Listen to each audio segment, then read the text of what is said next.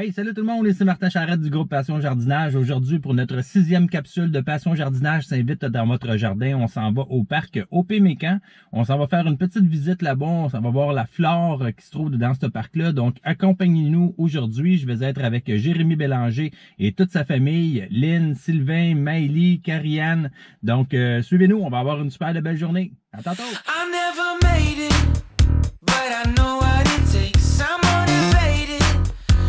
A mix of emotion, got my statement, and I'm reading it slow so I can understand it fully, appreciate my standing, go out of this world and right on time. Oh, never in my life have I seen the sky light up like this. I'm far away from Earth and I wanna know if you exist. Alors voilà tout le monde, je me trouve présentement au parc Opémécan. Je suis accompagné de Ambroise Lick.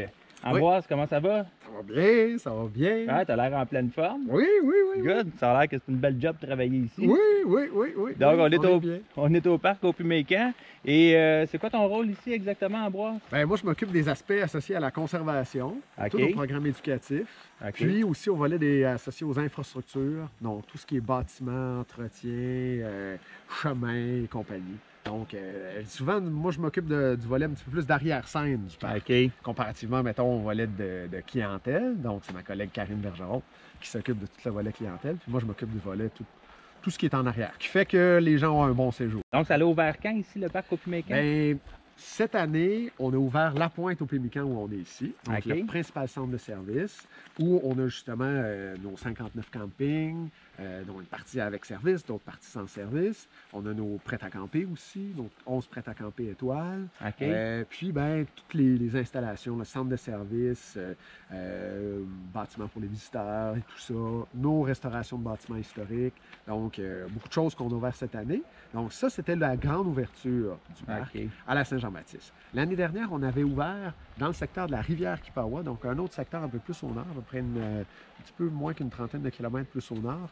Un secteur périphérique d'aventure autour de la rivière Kippawa. Donc, ce secteur-là, c'était comme une pré-ouverture, un petit teaser pour le monde. Donc là, c'était dans l'autre secteur qu'on a fait ça l'année dernière, mais cette année, c'était vraiment notre grande ouverture. Ah, good. Puis j'imagine que quand on construit un parc comme ça, qui est flambant neuf, on est obligé de détruire un petit peu, j'imagine, les arbres, défaire un peu, faire les chemins, construire les toilettes, construire les bâtiments et tout. Comment est-ce qu'on reverdit ça? Bien, en fait, le but, c'est d'avoir à défaire le moins possible. La première chose qu'on fait quand on rentre dans un parc national, c'est que la mission première d'un parc national, c'est la conservation. C'est de garder ces beaux environnements-là pour nos générations futures, pour les enfants de nos enfants. Absolument. Mais pour le faire, c'est certain qu'on va s'assurer que notre milieu est protégé puis qu'il y ait le minimum d'impact humain dessus. Par contre, une autre mission des parcs nationaux, c'est aussi de faire découvrir ces milieux-là exceptionnels. Fait que c'est faire la balance. Fait que quand on arrive dans un parc national, comme ici, ce qu'on va aller regarder en premier, c'est quels sont les enjeux biologiques ou de conservation qui va faire qu'on va peut-être développer à certaines places, puis à d'autres places, on va laisser tranquille. Parce qu'on n'ira pas, on va faire découvrir le milieu aux gens, mais on n'ira pas au détriment du milieu. De détruire le milieu ou de l'hypothéquer pour justement faire vivre une expérience aux gens. On va s'organiser pour faire vivre des expériences aux gens dans les endroits où on peut maintenir ces caractéristiques. Fait que la première chose qu'on fait, c'est qu'on caractérise, puis je dis souvent, c'est un petit peu comme si on était un éléphant dans un magasin de porcelaine. Donc là, on se promène, puis là, on essaie de ne pas mettre tout partout, de faire tomber tout ça, quoi que ce soit. C'est pas toujours facile. On a des espèces menacées juste à côté, on a plein d'enjeux, mais c'est la première étape. Ensuite, ben là, on va faire nos aménagements. Comme ici, là, on est dans une forêt de beaux gros pins, comme ici, un beau pin blanc. Tout le camping là, est pas mal entre des gros pins comme ça. C'est magnifique. Mais de l'autre côté, quand on a aménagé nos campings, chacun des sites, on s'est assuré justement de maintenir le maximum d'arbres et de placer nos sites en conséquence. Donc, comme je dis, avant, parce que replanter ou reverdir un arbre comme ça se fait pas du jour au lendemain. Non, c'est ça, là. On parle d'un arbre d'une centaine d'années, comme arbre, là. Donc, c'est sûr que, bon, on veut en premier minimiser l'impact. Fait qu'on a tout placé nos sites pour justement garder le maximum d'arbres. Les entrepreneurs avaient des consignes bien strictes pour dire, bon, parce que là, après ça, là, il faut pas se cacher qu'on a eu à en abattre des gros arbres. On a essayé d'en abattre le moins possible. Ouais. On n'a pas eu le choix. Il fallait faire les campagnes. Ben non, il faut faire le chemin, il faut... Faire le hein? chemin. Mais là, ce qu'on fait, c'est justement, ben, on dit, OK, on les choisit, on coupe le moins possible. Puis quand on les coupe, à la grosseur de ces arbres-là, là, un arbre comme ça qui va faire 100, 120 pieds d'eau, quand il tombe, il fait du dommage. C'est clair. Fait qu'il ouvre les peuplements. Fait qu'on a vraiment fait attention avec les bûcherons pour limiter l'impact dans le sous-bois. Fait que ça paraît presque pas, justement, qu'il y a des arbres, parce que là, on s'organisait pour les faire tomber dans les prochains chemins ou les choses comme ça.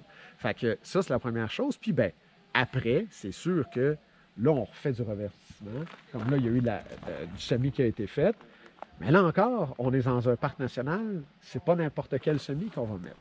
Ça va pas être du mélange B qu'on va, par exemple, là, qui va être utilisé des fois pour des revertissements. Ouais. On va utiliser, on a un mélange spécifique, justement, qu'on a développé au niveau de tous les parcs nationaux, mais qu'on a adapté ici spécifiquement pour notre parc, pour s'assurer d'avoir une bonne reprise, puis d'avoir quelque chose qui est, en fait, des plantes qu'on retrouve un peu plus naturellement dans l'environnement ici. OK. On va faire attention pour ne pas amener des plantes qui nous occasionneraient des plantes envahissantes ou des plantes qui seraient de l'extérieur ou des choses comme ça. Absolument. Qui nous occasionneraient des problèmes. Fait que c'est la même chose avec le sol. Le sol qu'on va prendre, parce que des fois, on en a besoin pour faire de la revégétalisation ou pour faire notre terrassement, des choses comme ça. On certifie notre sol. Donc, le sol qu'on prend des fois à l'extérieur, on va essayer de le prendre dans le parc, mais quand c'est pas possible, des fois, on fait affaire avec des gens à l'extérieur. On va aller prendre le sol à l'extérieur, mais on va le certifier, on va aller s'assurer qu'il n'y a pas, par exemple, de plantes envahissantes. Si on parle, mettons, de roseau commun, Ouais. des choses comme ça. On n'est pas à l'abri, nous, on a sur la 101 du roseau commun. Exact. Donc là, qu'est-ce qu'on va faire? Bien, c'est sûr qu'on va faire une attention particulière ici pour ne pas amener des sols où on aurait, par exemple, des espèces non voulues. Fait que c'est toutes des petites choses qui font qu'au final, on veut préserver l'intégrité de notre milieu. Fait que ça vient comme teinter toutes nos décisions. Puis là, ben là, ce qui reste après, là, on a fait cette année, parce qu'avec l'ouverture, on était très serré au niveau des délais. On a fait le verdissement initial. Mais là, ensuite de ça, va venir un verdissement complémentaire. Donc, dans des zones, par exemple, comme ici, fort probable qu'il y ait d'autres arbustes qui soient plantés, certains arbres dans le ligneux. Donc là, on a été vraiment plus dans tout ce qui est herbacé, tout ça dans un premier ensemencement. Là, dans une deuxième phase qui va commencer cet automne, mais en fait, dès le mois de septembre, on recommence. Puis là, c'est beaucoup plus de plantations un peu plus paysagées en lien avec le ligneux. Fait que c'est un petit peu comme ça qu'on fait. On touche le moins possible. Quand on est obligé de le faire, on le fait. Ah ouais. Après ça, on essaie d'avoir quelque chose d'assez intégré, là. La pelouse ici, là, ça ne sera pas de la pelouse qui va être coupée, qui va être tondue ou quoi que ce soit. On va rester dans le naturel. On reste dans le naturel. Même autour des bâtiments administratifs, des gens disent « Hey, ça va être grand coupé ». Non, ça va être laissé naturel, avec des herbes hautes, puis tout ça. Un peu plus en mode un peu plus naturel. Ah, ben c'est le fun. J'apprends là-dessus. Moi, c'est la première fois que je vois un parc qui est en construction qui ouvre cette année, puis de voir comment est-ce qu'on fait pour revêtir toute la place. Puis je trouve ça vraiment super. Puis nous autres, ben, on va aller faire le tour du parc. On va vous faire visiter ça parce qu'il y a encore plein de beaux bâtiments à aller visiter, encore plein d'autres endroits. Puis j'ai le goût de vous faire découvrir ça. Ambroise-Lic, merci beaucoup d'avoir participé avec nous à l'émission. Ça me fait bien plaisir. Alors, pour nous, suivez-nous, on va aller continuer notre tournée du parc. Bonne visite.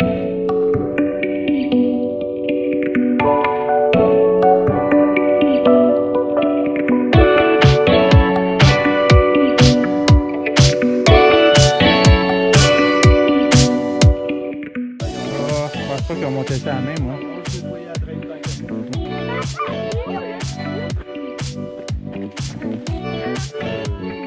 Ça va en m'en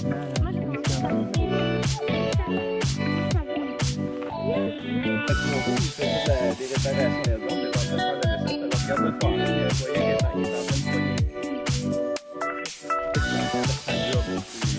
Ouais. On est trois meilleurs. Il n'y a pas poussé là-dedans. L'équipe a travaillé. Le matin, il déchargeait une bande de tour, passait les micros, les caméras, puis ça a commencé. Et on tourne. Au mois de juin. Une version précipitée un peu.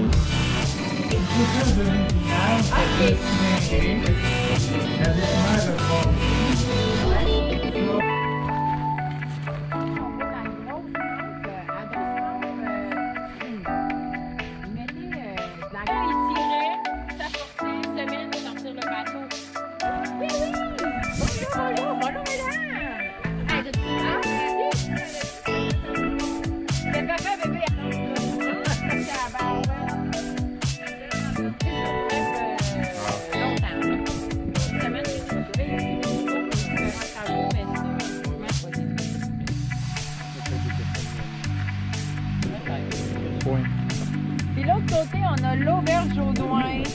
Le stop vertical. On va constater qu'ici, contrairement au reste, c'est qui l'autodot, ben, c'est un bon endroit pour le poste, mettre le poste. Puis après ça, là, à me mettre à vendre avec. Je ne répondrai pas à ce que dans le fond, après ça, dans l'ICO, là, va avoir fait l'agrandissement, le foreman, disons qu'on voit à gauche.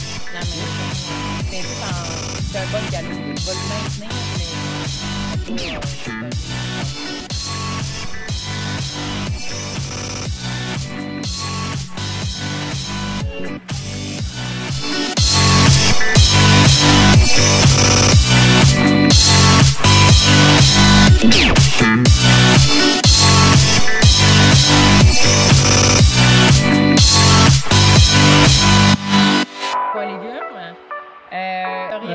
dans la réserve faunique la véranderie, là. Fait que dans le parc, ça part. C'est fou, le 50% des bios se rendaient pas. Il y en a beaucoup qui s'imbibaient d'eau, dépendant du temps de l'année qu'il y a.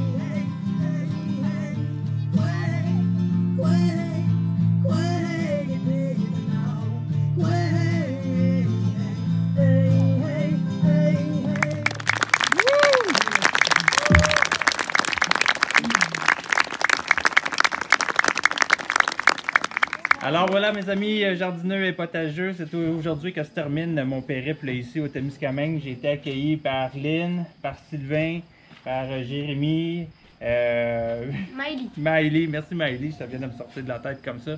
J'ai extrêmement apprécié mon séjour ici, ça a été quelque chose d'extraordinaire, un souvenir que je n'oublierai jamais. Si vous êtes intéressé, venez visiter le super beau Témiscamingue, c'est un endroit à ne pas manquer, à venir visiter le parc au Pumécan ici qui est très beau. Donc je vous invite à venir voir ça. Encore une fois mes amis, merci beaucoup, j'ai vraiment apprécié mon séjour avec vous autres, vous êtes des gens extraordinaires. Puis j'espère que c'est juste un au revoir, qu'on va avoir la chance de se revoir aussi, et tout. Donc un gros merci. Jérémy, un gros merci.